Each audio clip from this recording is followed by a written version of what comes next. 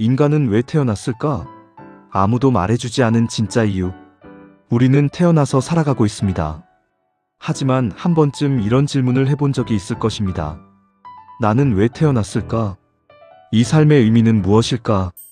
대부분의 사람들은 돈을 벌고 가족을 돌보고 하루를 살아가는 것에 집중합니다. 그러나 그 모든 것 뒤에는 더 깊은 질문이 숨겨져 있습니다. 나는 누구인가? 나는 어디에서 왔고 어디로 가는가? 이 질문에 대한 답은 바깥이 아니라 우리 안에 있습니다. 인간은 단순한 몸이 아닙니다. 우리는 생각하고 느끼고 깨닫는 존재입니다.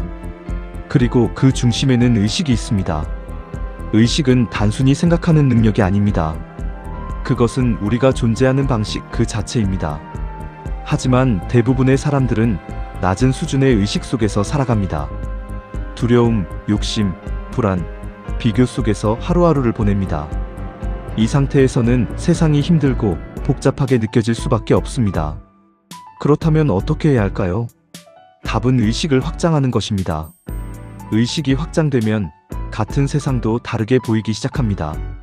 문제가 기회로 보이고 고통 속에서도 의미를 발견하게 됩니다. 이때 중요한 사실이 하나 있습니다.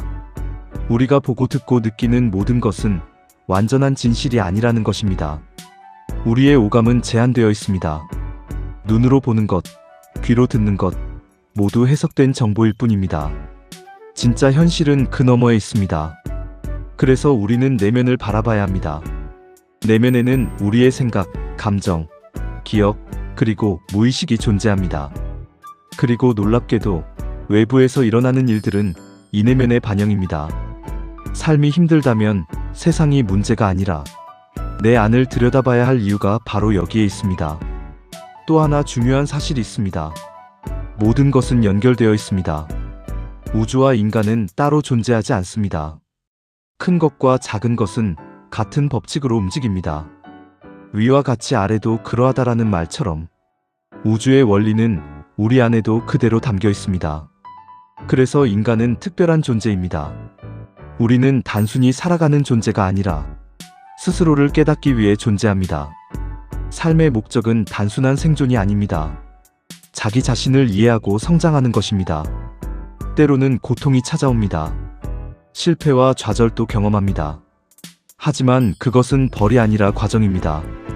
더 깊은 깨달음으로 가기 위한 길입니다. 그렇다면 우리는 어떻게 변할 수 있을까요? 가장 강력한 방법 중 하나는 명상입니다. 명상은 특별한 기술이 아닙니다. 그저 조용히 앉아 자신의 내면을 바라보는 것입니다. 처음에는 어렵게 느껴질 수 있습니다. 하지만 계속하다 보면 마음이 점점 고요해집니다. 그리고 어느 순간 깨닫게 됩니다. 나는 내가 생각했던 존재보다 훨씬 더 큰 존재라는 것을. 또한 우리가 사용하는 말과 생각도 매우 중요합니다. 말은 단순한 소리가 아닙니다. 에너지를 가지고 있으며 현실에 영향을 미칩니다.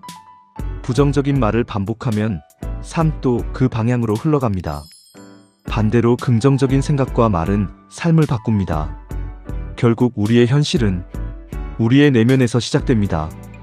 마지막으로 가장 중요한 이야기를 하겠습니다. 인간은 원래 하나였습니다. 하지만 우리는 세상을 이해하기 위해 선과 악, 나와 너를 나누기 시작했습니다. 이것이 바로 고통의 시작입니다.